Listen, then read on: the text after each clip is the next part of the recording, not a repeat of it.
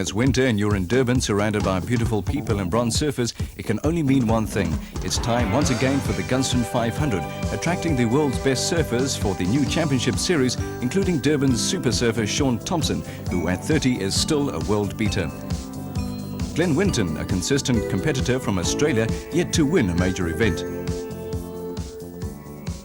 Michael Burness, South Africa's top-rated pro at number 7 in the world, is also looking for his first A-rated contest. Relative newcomer Gary Green is another hot Australian surfer. 20 Australians came out for the event and a similar number of Americans, while 3 came from Brazil and 1 each from Great Britain and Hawaii. Politics kept some of the top names away, but that had no real effect on the contest, as the cream of world surfing was well represented at Durban's Bay of Plenty for the premier event on the South African leg of the world circuit. The contest was held in small surf conditions with the waves just over a metre. This caused some major upsets in the first round of the contest, the first one being Charlie Kuhn from the USA, losing to Australian Dave McCauley. Here Charlie selects one of the better waves in the heat, but doesn't do enough with it. The refreshment vendors were kept busy as the day warmed up. Sam George had a word with Shaun Thompson before his quarter-final heat against Mike Burness. Shaun, you're in another quarterfinals at the Bay here, at the Bay of Plenty. How's it feel? Well, it feels great. I've got a tough heat coming up against Michael Burness, who's one of the top South African surfers. I've surfed against him a number of times this past year, and he's got the wood on me at the moment. I think it's like 4-1. So I'm out for a little bit of revenge, and I'm looking forward to the heat. Your last heat, you sort of proved to be the more patient surfer. Was that a strategy you worked on, or was that more of just circumstance? You waited a long time for your waves, you picked them carefully. Is that a strategy you use here at the Bay? Well, I think right the way through this competition, what's been winning heats is wave selections. So I had a strategy out there that I'd wait for 5 good rides. After I'd had 1 good ride and I ended up waiting for 11 minutes out of a 25-minute heat for my next wave, it was kind of long, but I knew there were sets out there. It was just a matter of patience, and you start getting a little bit tense out there, but you just have to wait it out, and eventually the waves did come to me. Well, you're just coming off a great victory at the Spur there, where you used some of the same tactics. What does it feel like to be on top again here in South Africa? Well, it feels great. I've sort of been out in the cold for the last year. The last time I did well in a competition here was a year ago. It was the Gunston 500. I came second in, so it'll be great to win this event again. Winning the Spurs has given me a big confidence boost. I'm back on an old board that I haven't ridden for a year now. The board is over 2 years old, so I'm feeling pretty confident and I'm feeling loose, and hopefully I can get a good result. Shaun loosens up with seconds to go before the start of the heat. Mike Burness looks confident as he enters the water to paddle out to the break. The supportive crowd is eager to watch the 2 Durban giants pit their skills against each other. Shaun Thompson's distinctive style is evident on this wave as he performs well-executed maneuvers and continues to ride the wave almost to the beach. Waiting for the reform section of the wave, which he's into at the moment. Bouncing his board, trying to get a bit more speed, finishes with another nice maneuver there. And still going on the inside.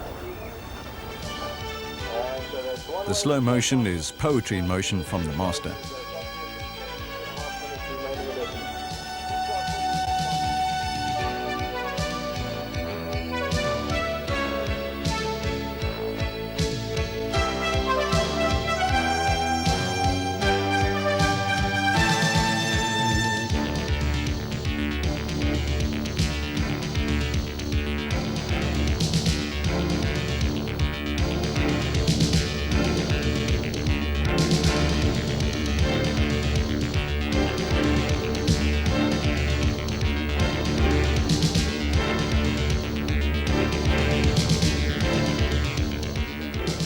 Michael Burness displays his forte, near vertical maneuvers back up the face of the wave. When the surfer can put as many cutbacks and re-entries as this into a wave, he knows it's a high-scoring ride.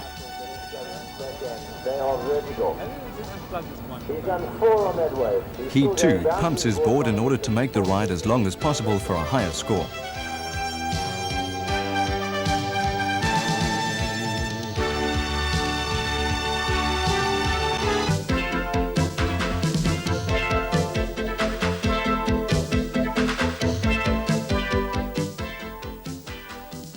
The moment everyone had been waiting for had now arrived, the finals of the Gunston 500. Okay, Michael, the dream of every young South African surfer making it to the Gunston 500 final. How do you feel? It feels great to be here. It's been a long, hard way to the final, and I'm just glad that I've made it. Gary, this is your best ever competitive professional result.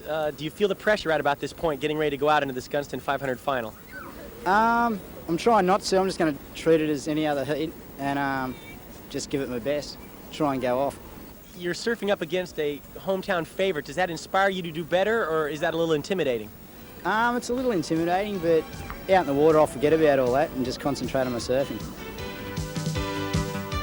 The final consisted of only one heat of 1 hour duration. Californian Sam George picks up the commentary. Michael picks up another nice little wave here, really gouging those cutbacks. The backside cutback, one of the more difficult maneuvers in waves of this size, but both these surfers they're both sort of similar body build, long and lanky. They keep their board moving, and both of them have ripped off several nice backside cutbacks. We see here Michael Burness finishing up his wave on the inside with those little whitewater compulsory moves, and he kicks out with a flourish.